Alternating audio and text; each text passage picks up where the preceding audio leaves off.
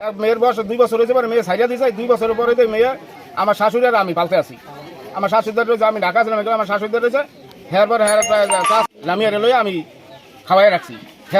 আমি 4 বছর ধরে বাচ্চা আছি, আমি 4 বছর ধরে মেয়ের আমি খাওয়াই যাচ্ছি। খোর পোশাক কাপড় চোপড় যাবতীয় যা লাগে আমি দিয়ে রাখতে আসি।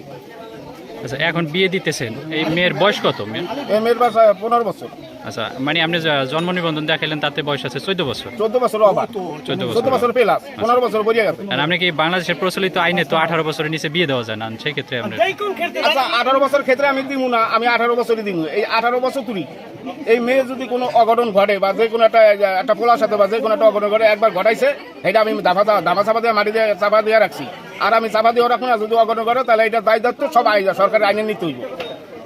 সরকার আইনে নিতে পার খোর পোশাক কাপড় চুপুর যাবতীয় যা আছে সব সরকারের আইনের। আমার এই 14 বছর 15 বছর আমি পালছি ইয়া। আর এই যে সাউন্ড যা পারবে সরকার দিয়ে তার দিতে হইব। আচ্ছা, এই যে মেয়ে বিয়ে দিতে এখন আমার 30-40 হাজার টাকা, আমার 40 হাজার টাকা খরচা করতেছি, এইটাও দিয়ে দিতে হইব।